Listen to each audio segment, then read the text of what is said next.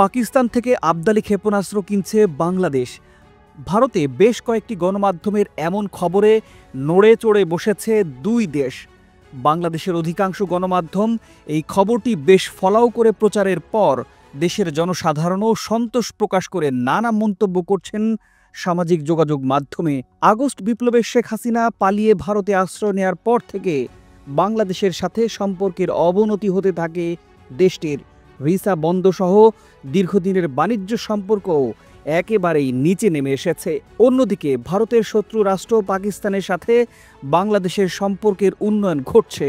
Visa free করে দেয়া সহ বাণিজ্য সম্পর্ক বাড়ছে বেশ দ্রুত গতিতে।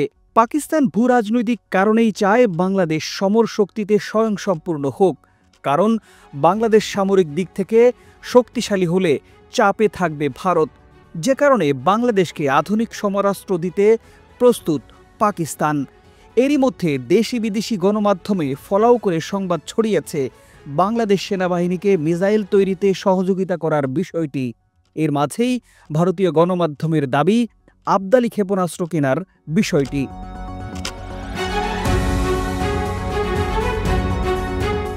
গত দেড় দশকে সমর শক্তিতে খুব একটা সক্ষমতা অর্জন করতে পারেনি বাংলাদেশ। আগস্ট বিপ্লবের পর নানা ঘটনা প্রবাহে ভারতের সাথে উত্তেজনা বেড়েছে বাংলাদেশের।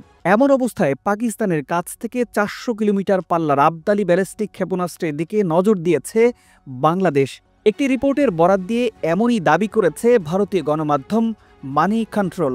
সম্প্রতি প্রকাশিত এক প্রতিবেদনে সংবাদ মাধ্যমটি দাবি করেছে স্বল্প পাল্লার আবদালি ব্যালিস্টিক ক্ষেপণাস্ত্র সরবরাহের জন্য বাংলাদেশ পাকিস্তানকে অনুরোধ করেছে। পাকিস্তানে হাফট-2 নামের পরিচিত এই ক্ষেপণাস্ত্রগুলোর পাল্লা 400 কিলোমিটার, আর এটি ভারতের জন্য একটি বড় নিরাপত্তা সমস্যা সৃষ্টি করতে পারে বলেও প্রতিবেদনে দাবি করা হয়েছে। ভারতীয় প্রতিরক্ষা গবেষণা সংস্থা Indian defence research wing IDRW এক প্রতিবেদনে বলা হয়েছে, ঢাকা এই ক্ষেপণাস্ত্রগুলোকে ভারতের বিরুদ্ধে প্রতিরোধ হিসেবে ব্যবহার করতে চায়। এই ক্ষেপণাস্ত্রগুলোর স্বল্প পরিসর ভারতের সমগ্র উত্তর পূর্বাঞ্চলকে বাংলাদেশের নাগালের মধ্যে এনে দেবে।